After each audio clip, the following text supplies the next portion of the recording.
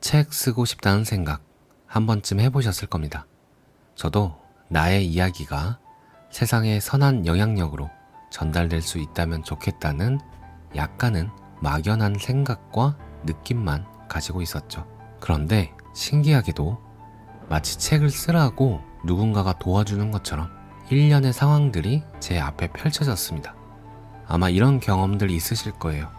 그땐 몰랐는데 지나고 보면 커다란 하나의 연결된 사건처럼 보이는 경험. 저는 유튜브를 시작하면서 영상에 소개할 책 내용을 필사하기 시작했고요. 거기에 제 생각을 조금씩 붙이기 시작했죠. 여기까지는 책을 쓰겠다는 의지조차 없었어요. 그런데 미라클맵과 소파 100을 만나면서 책을 쓴 모습을 상상하게 되었고, 조금은 구체적인 책 쓰기 의지가 생겼다고 해야 하나요? 그리고 오늘 김태윤님의 작가는 처음이라 라는 저처럼 글쓰기 초보자들을 위한 책쓰기 가이드가, 그것도 유료 광고로 소개할 수 있는 행운까지 찾아왔습니다. 리얼리티 트랜서핑에서 말하는 파도를 발견하고 올라탄다는 것이 이것이 아닐까 하는 생각이 듭니다. 써니즈에서 글쓰기, 책쓰기 관련 주제는 처음인데요. 작가는 처음이라 책에서는 철저히 글쓰기 초보자의 눈높이에서 마음먹는 작심부터 준비, 기획, 수집, 집필, 계약, 홍보, 소명까지 단계별로 세분화하여 소개하고 있습니다. 오늘은 책을 쓰지 않더라도 글쓰기가 주는 긍정적인 경험에 대해서 소개된 부분을 먼저 소개해드리고, 작가는 처음이라 다음 영상에서는 본격적으로 책 쓰기를 위한 환경 만들기부터 자료 수집 방법, 집필 방법에 대해서 소개해드릴게요. 이 영상은 다산북수 출판사로부터 금전적 지원을 받아 제작되었습니다. 흔히 흐르는 세월을 막을 장사는 없다 라는 말이 있다. 그 세월 속에 인간은 자신의 의지와 상관없이 나이를 먹게 된다. 인간이 태어나 20대가 되기까지 나이 드는 것은 성장을 뜻하고, 그 이후에는 성숙을 거쳐 늙어가게 된다. 인간이 늙기 시작했다는 것은 삶의 갈림길에 들어섰다는 의미다.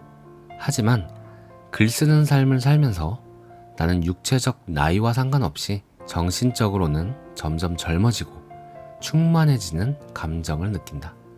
글쓰기는 자신과 만나는 시간이다.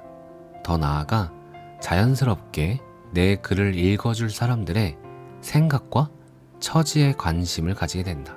그 중에는 가까운 가족, 친척, 친구, 직장 상사와 동료, 주변 사람도 당연히 포함된다. 이렇기에 내 책을 읽어줄 독자의 마음을 헤아리다 보니 정작 내 주변에 소중한 사람들에게 그동안 소원했다는 미안함을 많이 느끼게 되었다. 그렇기 때문에 평소보다 더 배우자나 자녀의 감정을 많이 들여다보게 되었다. 그런 관점으로 점차 가족에서 친척, 친구, 회사 동료, 우리 사회, 더 나아가 인류애까지 생각하게 된다. 왜냐하면 글을 쓴다는 것 자체가 세상에 선한 영향력을 미치려는 소명의식에서 발원하기 때문이다. 그러므로 글을 쓴다는 것은 세상 만물의 입장을 생각해보는 역지사지가 기반이 되어야 한다. 글을 쓰기 시작하면서 맞벌이를 하는 아내와의 관계도 많이 좋아졌다. 과거에는 직장 생활에 찌든 나만 생각했고 내 이야기만 했으며 내 처지만 이해해달라고 주장했다. 같이 살면서 부부로서 서로 의지해주는 동반자적 관계가 아닌 어린 아이처럼 나만 바라봐달라고 생떼를 쓰며 살았다. 직장 생활도 마찬가지다. 글을 쓰기 전에는 내 생각만 했다. 근무 여건, 복리후생, 조직 문화, 사내 정치 등 모든 것이 불만이었다. 당연히 상사들에 대해 이해하려는 노력도 많이 기울이지 않았다. 하지만 글을 쓰면서 상사도 나와 같은 인간이고 아이들의 부모이며 누군가의 귀한 자식이라고 느꼈고, 부정적인 모습만 찾으려던 내가 그 사람의 장점도 찾아보는 습관이 생겼다. 특히 조직 생활에서 상사와 관계가 나쁘면 상사가 가지고 있는 고급 정보를 공유할 수 없다. 상사의 의도도 파악할 수 없다.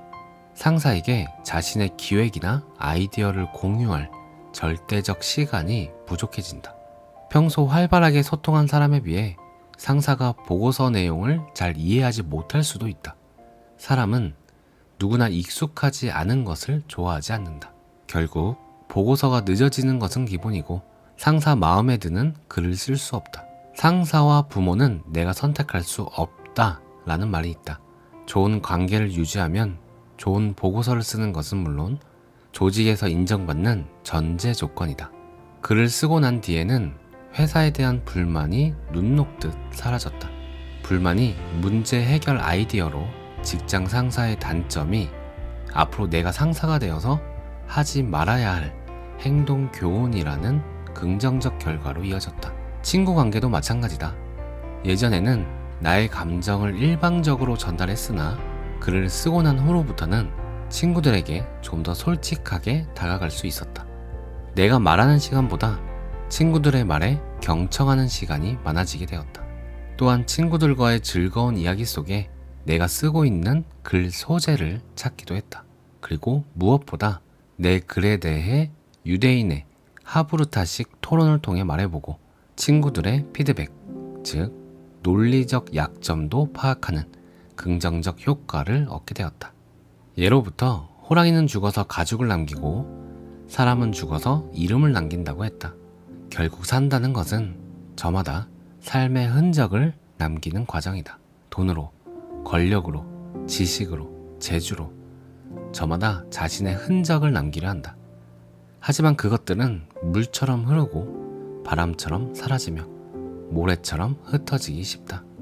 그러나 일상을 글로 정리하는 순간 직장 생활에 긍정적 영향을 주는 것은 물론 내 가족과 주변 사람들을 위한 행복한 추억의 흔적은 문신처럼 짙게 새겨져 누군가의 가슴에 남고 영혼에 담길 것이다.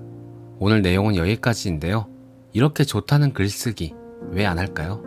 아마도 시도는 해봤지만 꾸준히 하지 못하고 중간에 흐지부지 된 경우가 많을 겁니다. 그래서 저는 스스로 끈기가 부족하다고 생각했죠. 그런데 지금 생각해보니 소파 100을 통해서 눈이 오나 비가 오나 꾸준히 하는 연습을 독자님들이 저를 트레이닝 시켜주는 것 같다는 생각이 듭니다. 그래서 오늘은 2배로 감사드릴게요. 오늘도 시청해주셔서 감사합니다. 오늘도 트레이닝 시켜주셔서 감사합니다. 오늘도 당신이 최고입니다.